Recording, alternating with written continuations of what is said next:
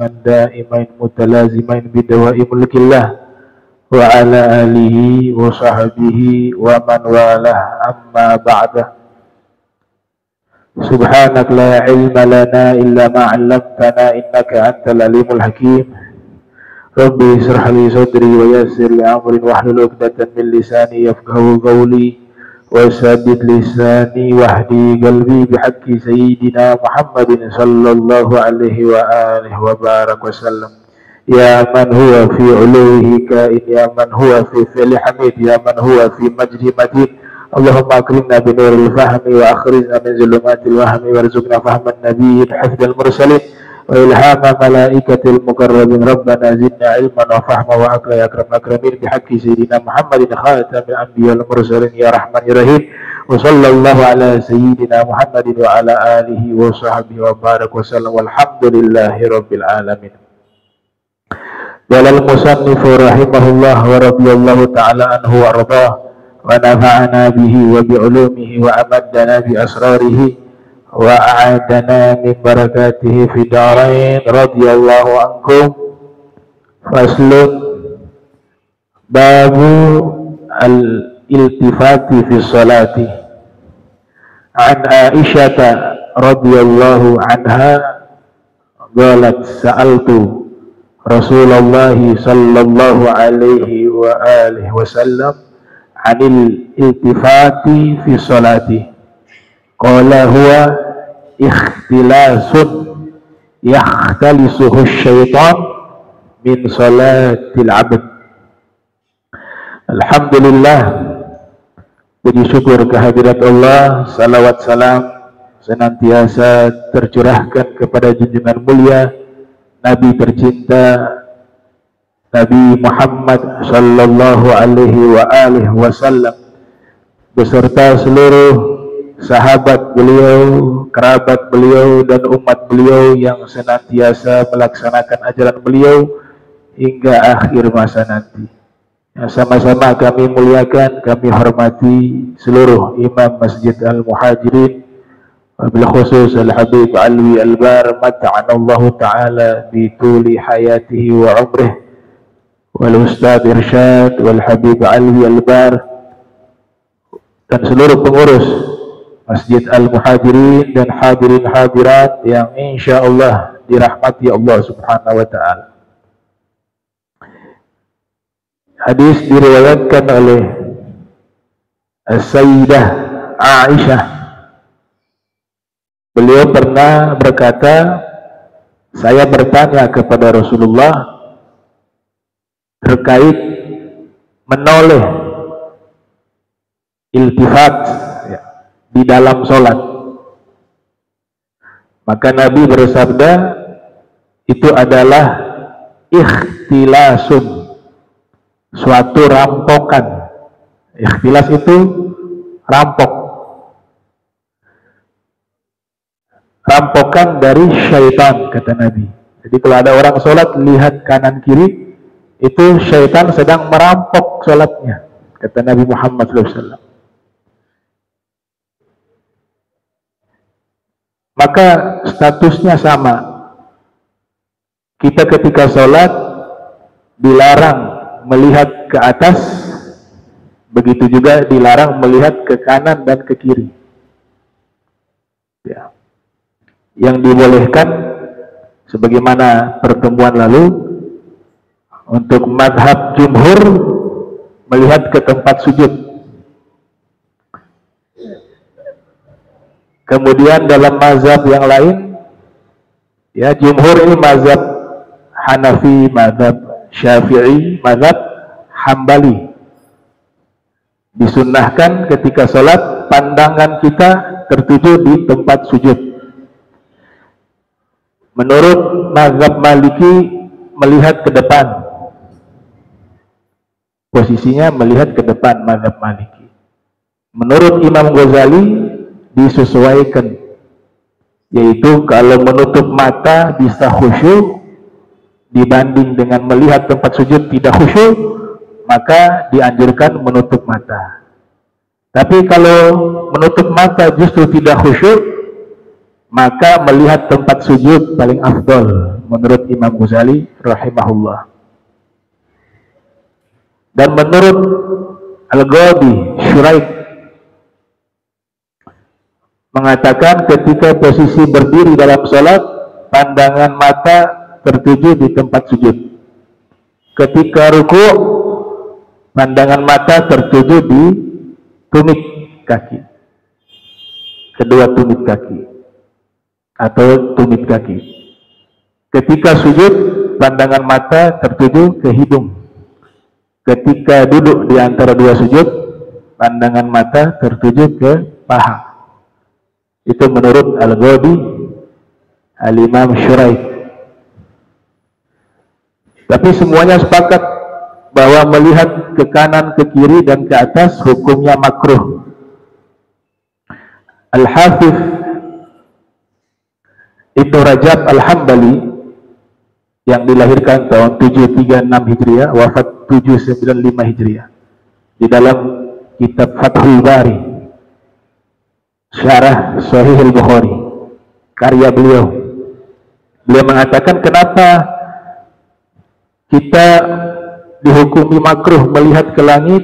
Beliau mengatakan wal ma'na fi karaha dzalika khusyu'ul musalli, karena kalau melihat ke langit mengganggu khusyuknya orang yang sholat.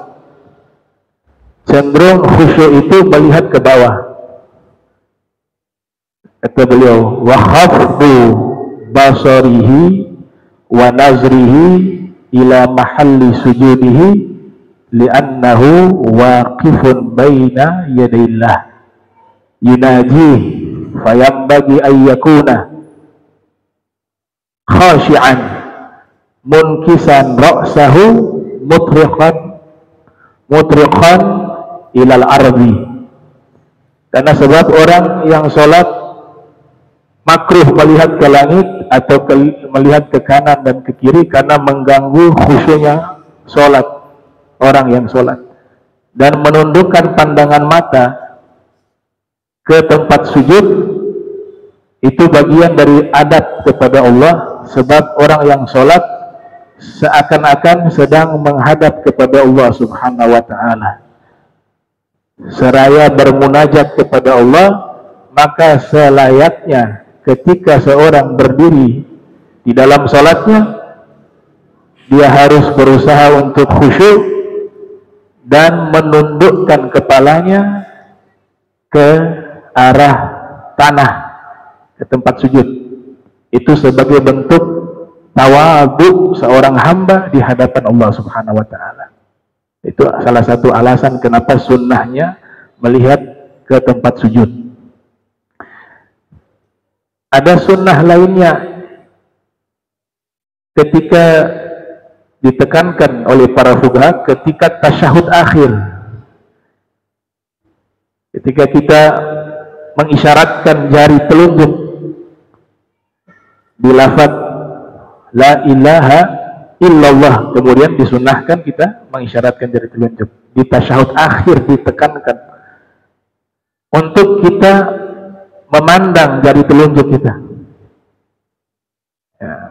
Itu posisi yang ditekankan di tasyahud akhir.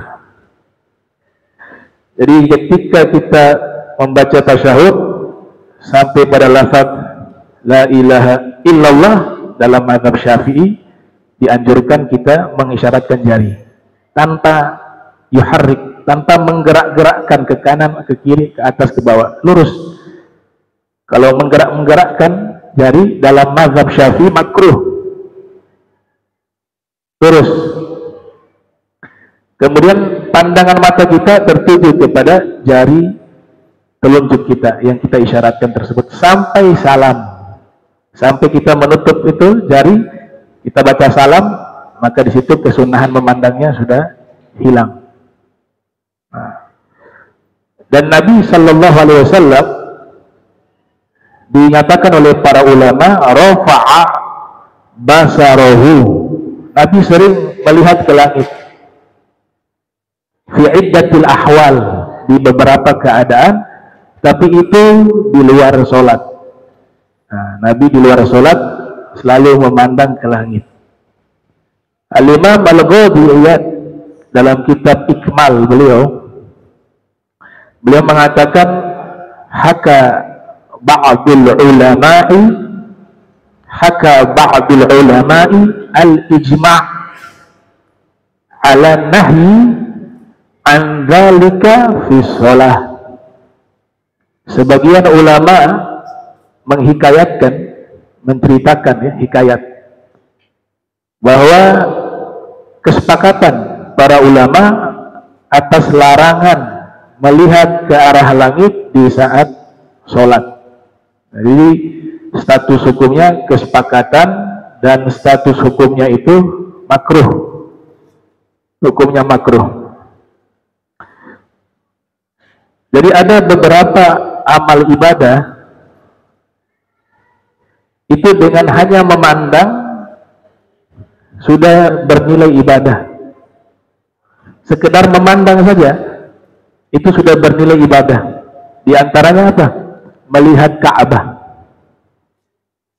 Kita sekedar hanya melihat Ka'bah sudah terhitung ibadah. Sebagaimana riwayat yang dinukilkan oleh Imam Al-Baihaqi yang lahir tahun 384 Hijriah, wafat 458 Hijriah, Rasulullah sallallahu alaihi wasallam bersabda, "An-nazru ilal Ka'bah ibadah." Memandang ke arah Ka'bah ibadah. Ada juga riwayat memandang wajahnya Imam Ali ibadah.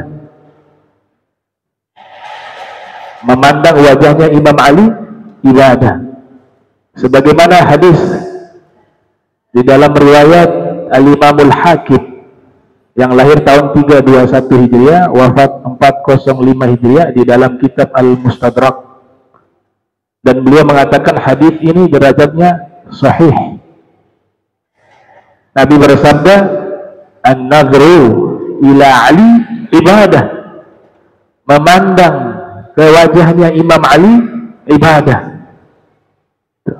Sehingga Sayyidina Abu Bakar As-Siddiq radhiyallahu anhu pernah pada satu waktu tawaf, kan yatufu al-Ka'bah, ya, tawaf di Ka'bah, ya.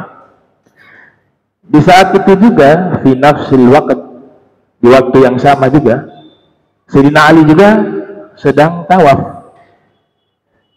Para sahabat yang lainnya memperhatikan, biasanya orang yang tawaf melihat ke arah Ka'bah, tapi Sayyidina Abu Bakar melihat ke arah Sayyidina Ali selama beliau tawaf, sepanjang beliau tawaf. Jadi beliau tidak melihat ke Ka'bah, tapi beliau melihat ke wajahnya Sayyidina Ali bin Abi Thalib. Sampai selesai tawaf, ada beberapa orang bertanya kepada Sayyidina Abu Bakar As-Siddiq radhiyallahu anhu, "Kami memperhatikan engkau ketika tawaf, engkau pandang wajahnya Sayyidina Ali, tapi engkau tidak memandang ke arah Ka'bah. Umumnya memandang ke arah Ka'bah."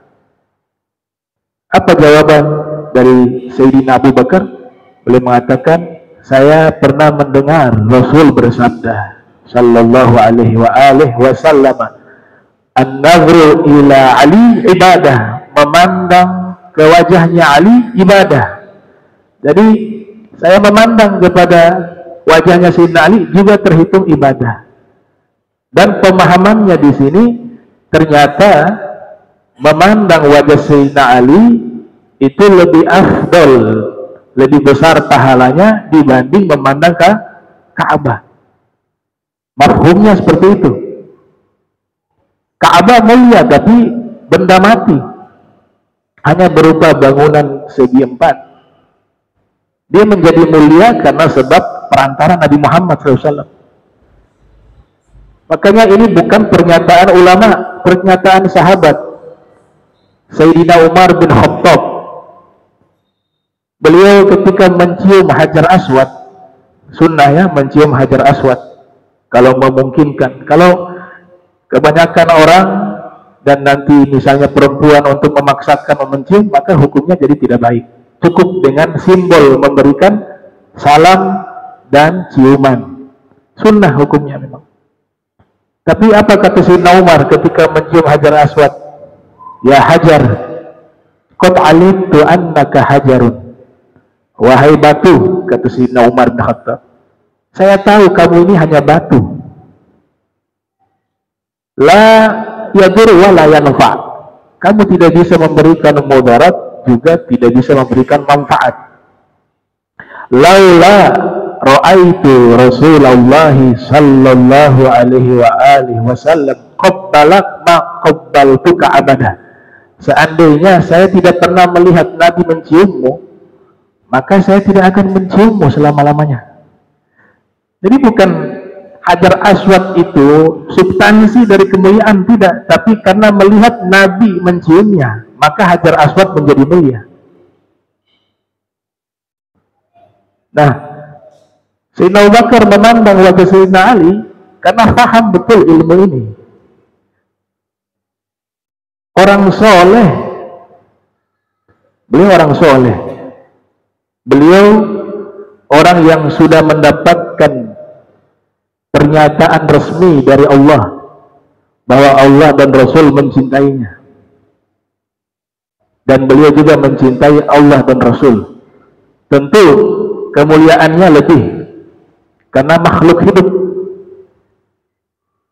Kemudian di dalam hatinya ada mahabbah kepada Allah dan Rasul. Ka'bah gak punya itu. Ka'bah benda mati. Bukan kita menafikan kemuliaan Ka'bah, tidak. Tapi orang-orang yang dekat dengan Allah, derajat mereka lebih tinggi daripada Ka'bah.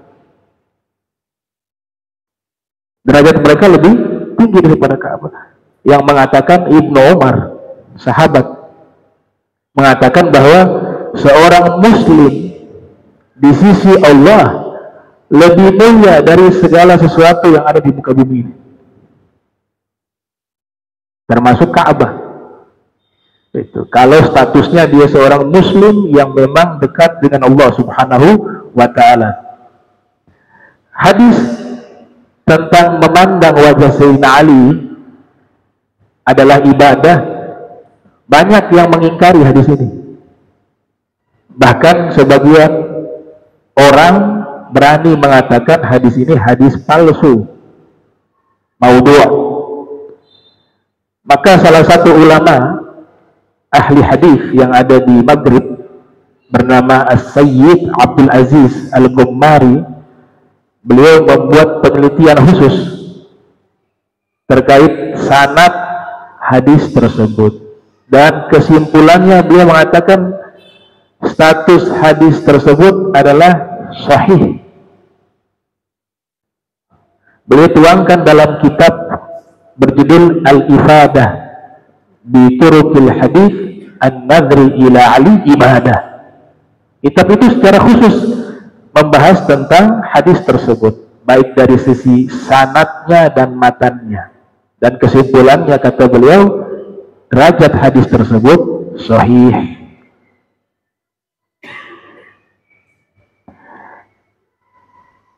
Memandang bisa mendatangkan pahala, maka konsekuensinya juga dengan memandang bisa mendatangkan dosa. Ada ulama mengatakan, namanya Syekh As-Saduq, beliau mengatakan di antara ibadah yang hanya dengan memandang bernilai ibadah, yang pertama tadi melihat Ka'bah bernilai ibadah, melihat wajah orang alim bernilai ibadah, melihat wajah orang tua bernilai ibadah, melihat mushaf, an-nazru fil mushaf biduni qiraah, ibadah. Sekedar memandang mushaf Al-Quran, artinya tulisan dari surat atau ayat-ayat suci Al-Quran, kita pandang sekalipun belum membaca, itu sudah bernilai ibadah. Lihat tulisannya ya. Kalau masih lihat mushafnya, itu belum bernilai ibadah. Harus dibuka, tulisannya itu kita lihat, itu bernilai ibadah. Bahkan Al-Imam Ghazali mengatakan di antara kafarat atas dosa mata yang sering melihat yang haram, istighfar, minta ampun kepada Allah, dan cara mengkafaratnya diantaranya dengan melihat mushaf Al-Quran, melihat tulisan Al-Quran di dalam mushaf. Jadi melihat orang soleh, melihat Ka'bah, melihat tulisan dalam Al-Quran, melihat hadis Nabi, tulisan hadis Nabi, melihat orang tua, tentu dengan penglihatan ta'ziman, penghormatan. Karena Abu Jahal juga lihat Nabi.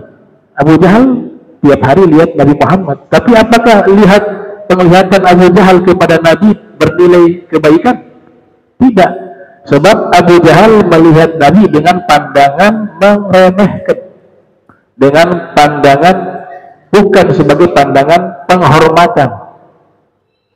Nah, sehingga melihat sesuatu yang haram itu di dalam Al-Quran Allah Ta'ala berfirman, "Gullil mu'minin yaghuddu min absarihim wa yahfazu furujahum dzalika azka lahum innallaha khabirum bima yasna'un." Allah Ta'ala berfirman, katakanlah kepada orang-orang beriman, jagalah pandangan mata mereka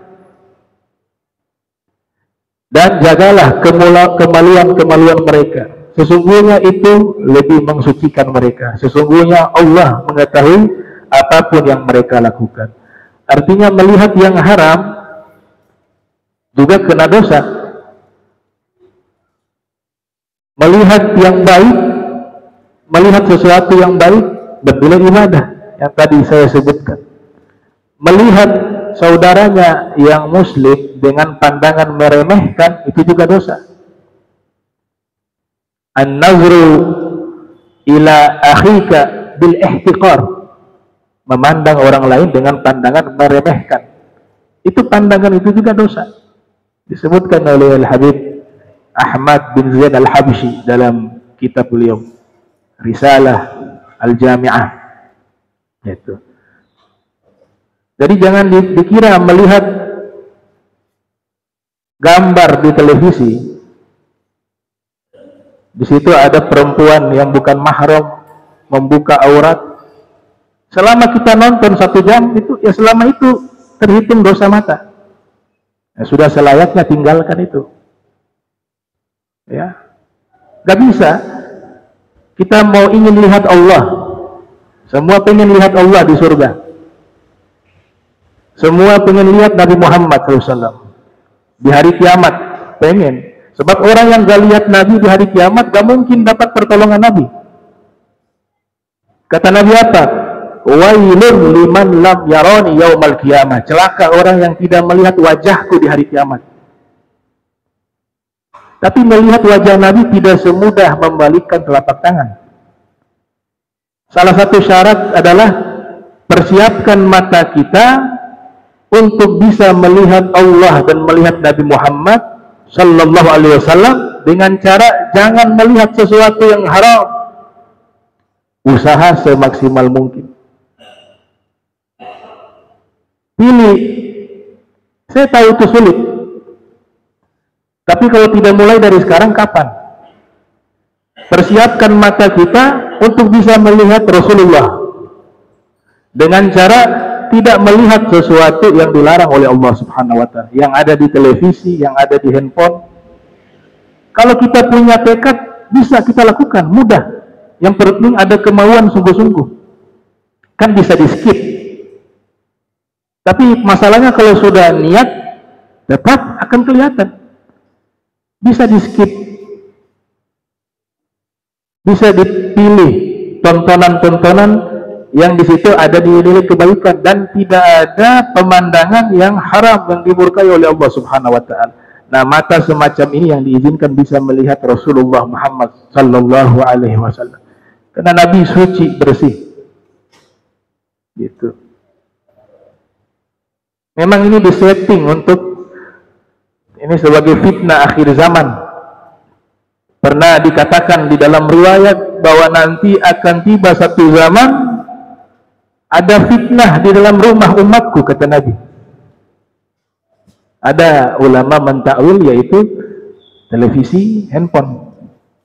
Dengan mudahnya maksiat mata dilakukan setiap hari dan dianggap itu bukan satu dosa karena sudah terbiasa bertahun-tahun. Sehingga melihat aurat itu dianggap biasa. Ada yang mengatakan kita kan tidak syahwat ketika melihat. Haramnya itu memandang dan melihat, bukan karena ada syahwat atau tidak ada syahwat. Titik sampai di situ. Memandangnya yang haram. Qul lil mu'minin yaghuddu min absarihim. Allah Ta'ala berfirman di situ, jagalah pandangan mata mereka. Gak ada keterangan dengan syahwat atau tanpa syahwat. Karena nanti kalau sering melihat yang haram, semua ibadah ini terasa hambar. Antum punya sholat, ya rasanya tidak ada rasa. Antum ketika membaca Al-Quran, tidak ada rasa dalam membaca Al-Quran. Antum zikir, tidak, hambar. Kenapa? Karena ada dosa yang menempel di dalam mata kita. Gak bisa, harus dihilangkan. Makanya Nabi katakan, siapa yang meninggalkan pandangan karena takut kepada Allah atas yang haram, maka akan diganti pandangan tersebut dengan rasa manis di dalam keimanan yang dia dapat di dalam hatinya. Jadi kalau mau khusyuk, tinggalkan yang haram dalam memandang sesuatu yang haram. Ya.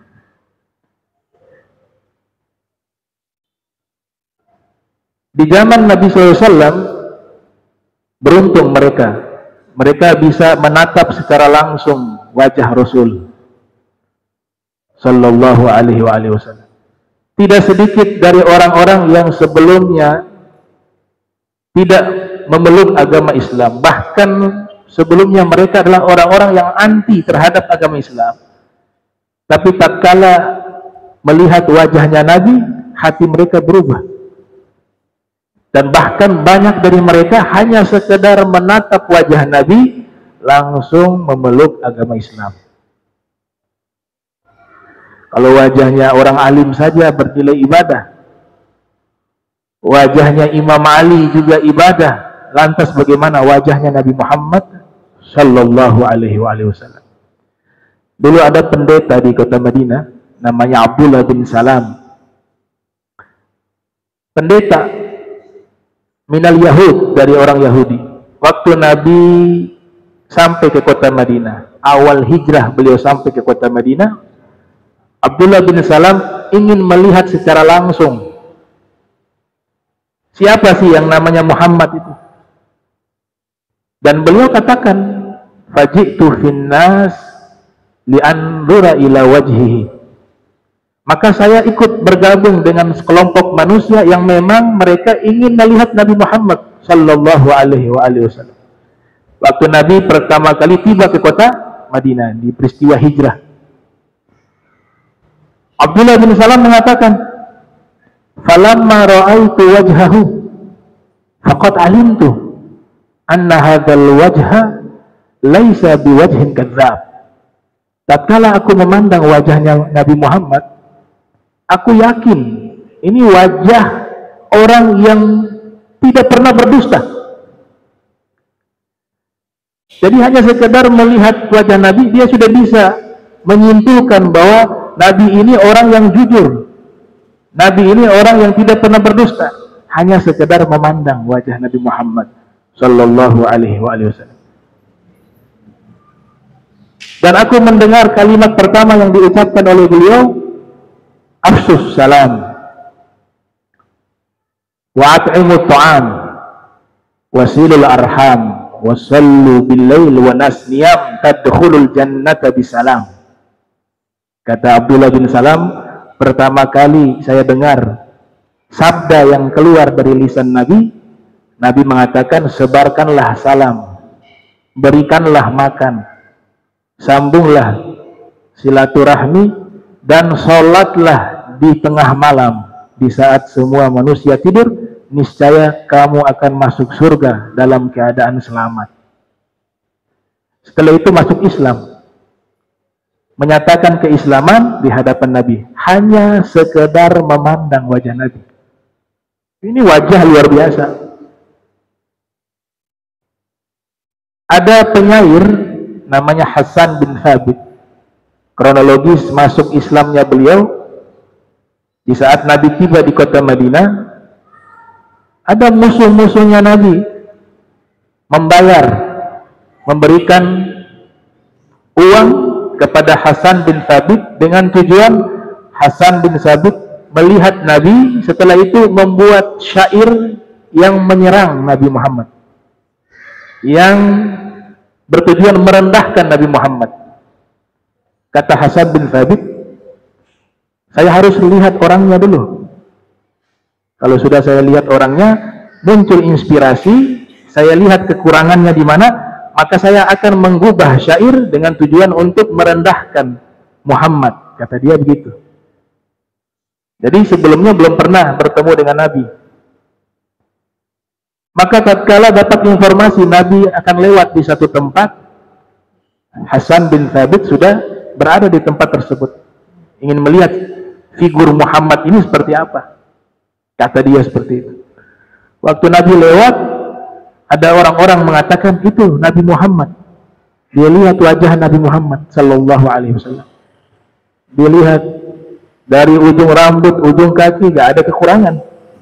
Kalau secara fisik gak ada kekurangan, akhlak tidak ada kekurangan. Akhirnya dia kembali menemui kaum tersebut yang sudah membayarnya untuk mengubah syair merendahkan Nabi Muhammad. Ketemu orang-orang tersebut, dia kembalikan, ini uang kalian, saya kembalikan. Saya ingin menyatakan keislaman saat ini juga. Saya ingin bertemu dengan Nabi Muhammad dan saya ingin menyatakan keislaman. Kata orang-orang ini, musuh-musuh Nabi ini, mereka mengatakan, kami membayar kamu untuk mencela dia. Kok bisa sekarang berubah engkau masuk Islam? Kami bayar kamu bukan untuk ini. Kami perintahkan kamu bukan untuk hal ini. Maka Hasan bin Thabit karena seorang sastrawan, saat itu juga secara spontan dia mengatakan dengan syair, lamma ra'aitu anwarahu sata'at wada'tu min khifati kaffi ala basari khaufan ala basari min husni suratihi falastu anzuruhu illa ala godri ruhun minan nuri fi jismin minal qamari kahilyah nusijat minal anzumi zuhuri. Jadi terbalik, syairnya niatnya buat syair untuk mencela Nabi, tapi ketika melihat wajahnya Nabi berubah syair pujian kepada Nabi Muhammad, yang artinya apa? Tatkala aku melihat wajahnya, yang aku lihat adalah cahaya yang terang benderang, dan aku meletakkan tanganku menutup mataku karena tidak sanggup melihat keindahannya, dan aku hanya mampu melihat semampuku. Beliau bagaikan matahari, ruhnya bagaikan matahari, dibungkus dengan fisik bagaikan rembulan. Beliau seakan-akan seperti perhiasan yang ditenun dengan bintang-bintang yang bersinar. Setelah itu dia pergi tinggalkan kaumnya itu dan menyatakan keislaman. Setelah itu berubah menjadi pembela Nabi Muhammad lewat syair, ya Hasan uhdul musyrikin wa ruhul kudus ma'ak, kata Nabi. Wahai Hasan, sindir orang-orang musyrik yang mereka menyerang saya dengan syair, kamu balas dengan syair, kamu bela saya dengan syair, niscaya malaikat Jibril akan bersamamu, kata Nabi Muhammad sallallahu alaihi wasallam. Jadi hanya sekedar melihat wajah Nabi, berubah keadaan mereka yang tadinya pembenci berubah menjadi pencinta, karena ini wajah-wajah yang istimewa.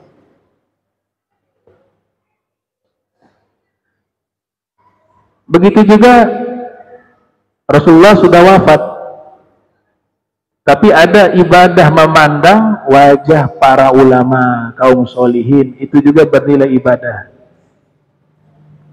Tentu dengan pandangan husnuzon, dengan pandangan memuliakan, dengan pandangan cinta, al-mahabbah. Termasuk istimewanya majlis ilmu itu ada hadis diriwayatkan oleh Imam As-Suyuti di dalam kitab Lubabul Hadis yang lahir 849 Hijriah, wafat 911 Hijriah. Nabi pernah mengatakan kepada Ibnu Mas'ud, ya Ibnu Mas'ud, julusuka sa'atan fi majlisil ilmi la tamassu qalama wa la taktubu harfa khairun laka min itqi alfi raqabah wa nazruka ila wajhil alim khairun laka min alfi faras tasaddaqta biha fi sabilillah wa salamuka 'alal 'alim khairun laka min ibadati alfi sanah. Nabi katakan kepada Ibnu Mas'ud, wahai Ibnu Mas'ud, kau duduk sesaat di majlis ilmu, kamu tidak menyentuh pena, tidak bawa pena, bahkan tidak menulis satu huruf pun dari ilmu yang disampaikan di majlis ilmu, tapi sekedar kamu duduk, itu lebih baik bagimu daripada kau memerdekakan 1000 orang budak. Pahalanya besar, 1000 orang budak dimerdekakan itu pahalanya sangat besar. Dan pandanganmu kepada orang alim itu lebih baik bagimu melebihi 1000 ekor kuda yang kamu sedekahkan di jalan Allah Subhanahu wa ta'ala. Dan salammu kepada orang alim itu jauh lebih baik bagimu dibanding kau ibadah selama 1000 tahun. Itu hadis dinukil oleh Imam Suyuti di dalam kitab Lubabul Hadis. Ada juga hadis yang diriwayatkan oleh Imam Ibnu Asakir yang lahir 499 Hijriah, wafat 571 Hijriah dalam kitab Tarikh Dimashq. Nabi sallallahu alaihi wasallam bersabda, "Man nazara ila wajhi alim fafariha bihi khalaqallahu tabaraka wa ta'ala min tilka an-nazrah wal farah malakan yastaghfiru Allah li sahibihi ila yaumil qiyamah." Siapa yang memandang wajah orang alim dan orang alim itu senang kepadanya, karena ada juga orang alim itu gak suka dilihat mukanya, ada. Ya, makanya santri yang belajar kepada guru, para ulama, itu harus pandai mengkondisikan. Memang melihat wajah ulama itu ibadah, tapi ada juga ulama yang gak nyaman kalau dilihat wajahnya terus. Maka lebih afdal menundukkan pandangan. Tapi kalau ulama itu juga senang untuk dilihat, maka lebih afdal dia melihat. Karena ada pertanyaan dulu muncul waktu kami masih belajar di Madrasah Thaqafah Islamiyah Bukit Duri, tempat Sayyidul Walid Al-Habib Abdurrahman bin Ahmad As-Saqqaf. Di situ ada pertanyaan muncul, mana lebih afdal, memandang wajah guru ataukah menundukkan pandangan di hadapan guru? Maka dijawab oleh para ulama di dalam kitab-kitab mereka, tergantung gurunya. Kalau gurunya lebih senang kalian melihat, itu lebih afdal kalian memandang wajahnya. Tapi ada guru yang lebih senang kalian menundukkan pandangan kalian, maka lebih afdal kalian menundukkan pandangan kalian. Makanya di hadis tadi ada lafaz fafariha bihi. Siapa yang memandang wajah orang alim, lalu ulama itu, orang alim itu senang dengan pandangan tersebut, dengan perlakuan tersebut, maka Allah Subhanahu wa ta'ala akan ciptakan dari pandangan tersebut dan rasa bahagia itu satu malaikat khusus yang beristighfar kepada Allah bagi orang tersebut yang memandang wajah orang alim, dan malaikat itu istighfar sampai hari kiamat. Ini namanya bab at-targhib. Kalau targhib itu status hadisnya tidak terlalu ketat, selama itu satu perbuatan baik, sehingga hadis dhaif sekalipun bisa digunakan untuk motivasi amal soleh dan meninggalkan dosa, namanya tarhib, nggak ada masalah itu. Karena hadis semacam ini biasanya statusnya diperdebatkan, apakah sahih, hasan atau dhaif. Kebanyakan juga mengatakan dhaif. Tapi untuk bab amal, targhibul amal, maka hal itu dibenarkan. Bahkan hadis hukum juga banyak hadis dhaif. Jadi pernyataan mengatakan bahwa hukum syariat harus dengan hadis sahih dan hadis hasan, ternyata terbantahkan juga. Ternyata banyak hukum syariat juga mengambil dari hadis dhaif. Bahkan dijadikan kitab khusus tentang masalah tersebut. Nah, ini keutamaan memandang para alim ulama dengan pandangan cinta, dengan pandangan penghormatan. Apalagi ulama itu seorang wali min auliyaillah. Ini status seorang wali, derajatnya tinggi sekali di sisi Allah Ta'ala. Kita memandang wajah mereka itu pahalanya sangat besar. Bahkan dengan pandangan kepada mereka itu bisa dijadikan tawasul kepada Allah. Maknanya begini, ini fatwa dari Said Ahmad Zaini Dahlan, ulama besar yang ada di Makkah dan di Madinah di zaman itu, dalam kitab Taqribul Usul.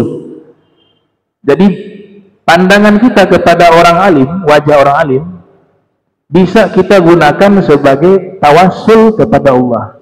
Ya Allah, aku meminta kepadamu dengan sebab aku pernah memandang wajah Fulan bin Fulan, ulama Fulan bin Fulan, tolong berikan aku rizki, tolong. Itu gak diharamkan dalam mazhab kita ya, dari mazhab kita. Namanya tawasul, mintanya kepada Allah, tapi perantara melihat, karena melihat wajah orang soleh itu ibadah. Dan tawasul dengan ibadah dibenarkan dalam hukum Islam. Antum baca Sahih Bukhari, ada kisah yang seorang masuk ke goa, kemudian ya ada 3 orang ya masuk ke dalam satu goa, batu itu menutup sehingga mereka bertiga tidak bisa keluar dari goa tersebut. Akhirnya mereka tawasul dengan amal masing-masing. Yang satu tawasul ya bahwa dia membawakan susu kepada kedua orang tuanya, dia menunggu, tidak mau membangunkan orang tuanya yang lagi tidur, dia berdiri menanti orang tuanya sampai bangun, sampai waktu pagi baru diberikan susu tersebut. Kalau itu memang amal soleh, tolong ya Allah geser ini batu. Batu itu bergeser sedikit. Yang kedua, diajak zina sama perempuan, tapi dia mengatakan saya takut kepada Allah, bergeser.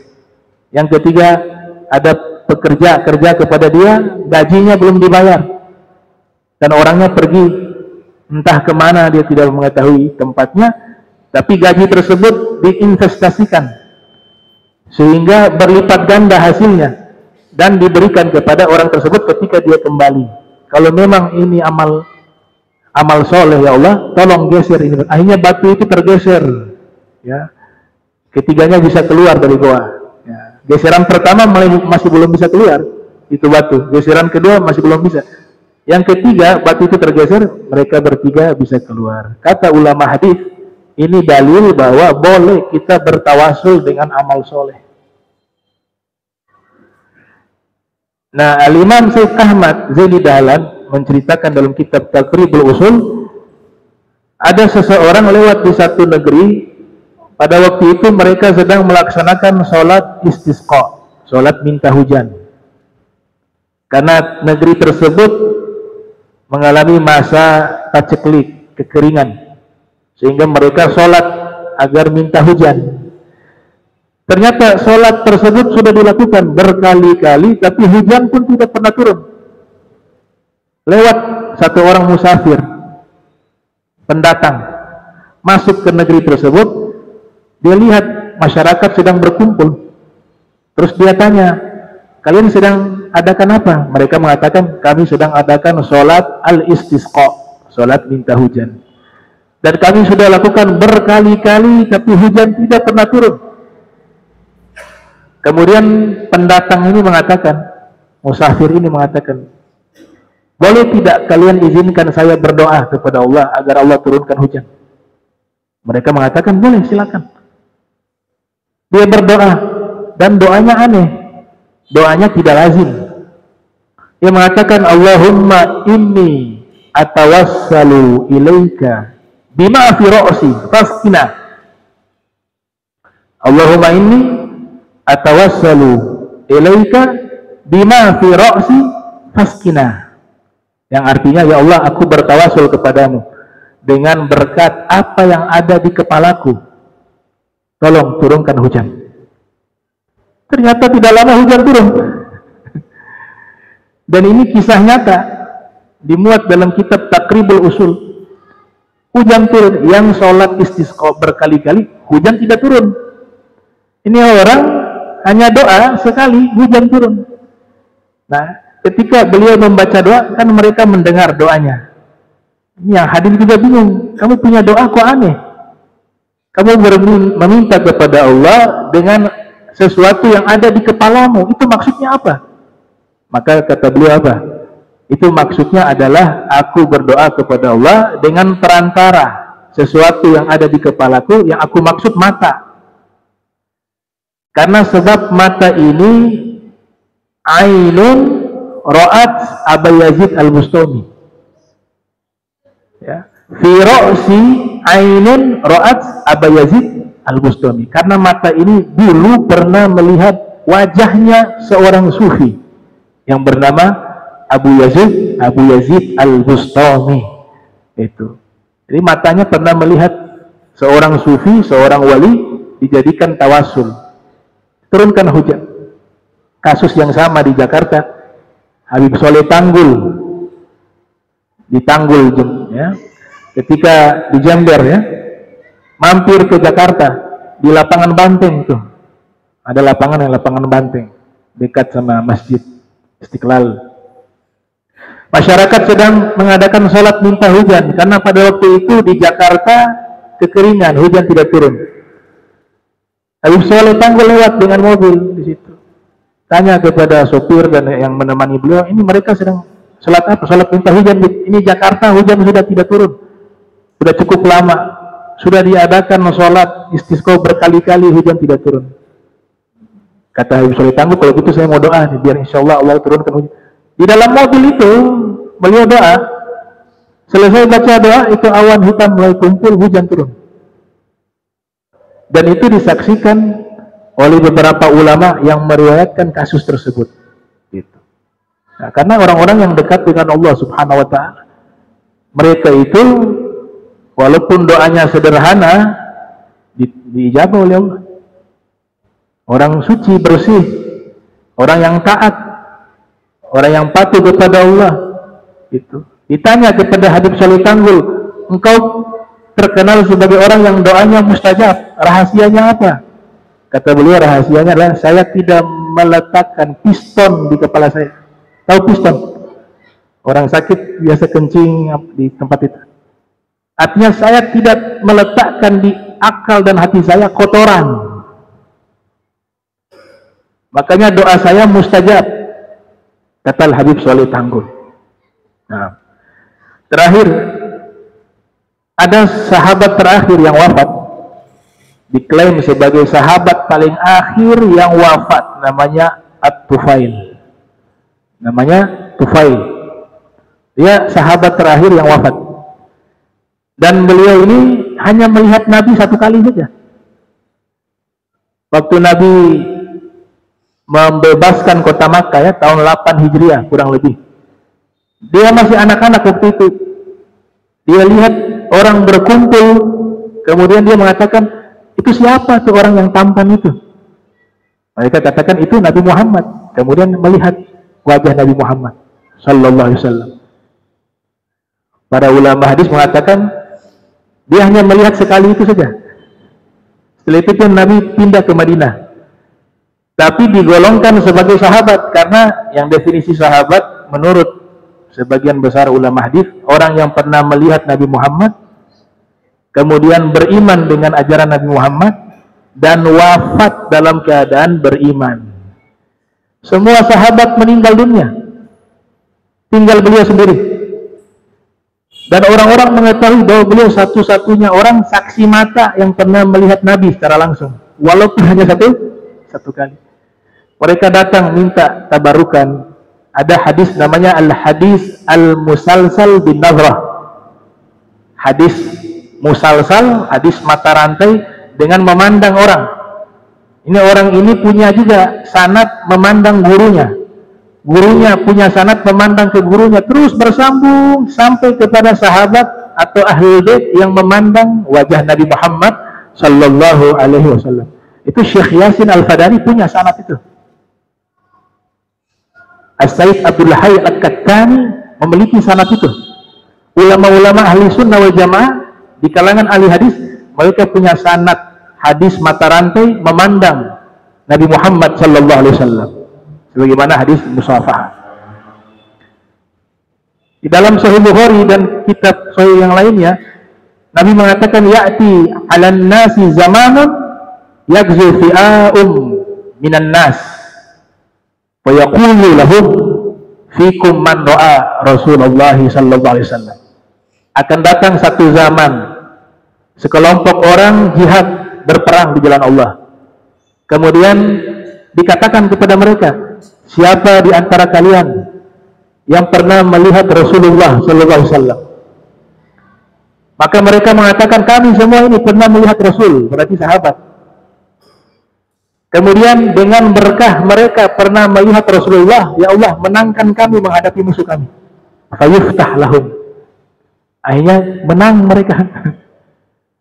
Tawasulnya dengan apa? Pernah melihat Nabi. Kemudian generasi berikut ada yagzu fi'a'um minan nas, sekelompok manusia mereka berperang, orang muslim. Fayuqalu lahum, dikatakan pada mereka, fikum man ra'a Rasulullah SAW. Fikum man ra'a Rasulullah sallallahu alaihi wasallam. Ada tidak di antara kalian orang yang pernah melihat orang yang melihat Rasul? Jadi tabi'in, mereka melihat, tidak pernah melihat Rasulullah secara langsung, tapi mereka pernah melihat sahabat yang pernah melihat Rasul, atau mereka pernah melihat ahlul bait yang pernah melihat Rasul. Fayuftah lahum. Mereka bertawasul dengan pandangan tersebut, Allah menangkan mereka sampai generasi ketiga, kata Nabi. Datang generasi ketiga, ada sekelompok kaum muslimin berperang jihad fisabilillah, kemudian dikatakan fikum man ra'a Rasulullah SAW. Ada di antara kalian orang yang melihat orang. 3 kali. Yang melihat Rasul sallallahu alaihi wasallam. Mereka mengatakan ada. Kami melihat orang yang pernah melihat orang yang pernah melihat Rasul sallallahu alaihi wasallam. Kalau begitu, dengan berkat pandangan tersebut kita minta kepada Allah semoga kita dimenangkan. Fayuftah lahum, dan Allah menangkan mereka. Nah, ini terkait masalah memandang, ya. Jadi jaga mata kita untuk persiapan melihat Rasul Muhammad SAW di yaumil qiyamah, ya. Kalau terpeleset lagi, terjerumus lagi, tobat lagi. Tuh. Jangan putus asa. Tapi sudah waktunya kita itu harus menjaga, ya, menjaga pandangan mata kita. Itu satu perbuatan dosa yang sangat mudah dilakukan. Ada 2, kata Imam Ghazali. Siapa yang menjaga 2 anggota tubuh ini, saya jamin surga, kata Rasul. Imam Ghazali riwayatkan, Imam Nawawi itu menjaga lidah dan mata. Riwayah kemaluan. Kalau sudah mampu menjaga mata, lidah dan kemaluan dari dosa, Nabi berikan garansi, orang tersebut saya berikan jaminan surga, kata Nabi Muhammad SAW. Ya, mudah-mudahan kita bisa amalkan apa yang diajarkan dan diperintahkan oleh Nabi kita Muhammad sallallahu alaihi wasallam. Allahumma jama'na hadza jam'a marhuma wa tafarraqna bi tafarruqan ma'suma wa la tajal minna wa la minna syakila mahruma. Subhanaka bihamdika asyhadu an la ilaha illa anta astaghfiruka wa atubu ilaik.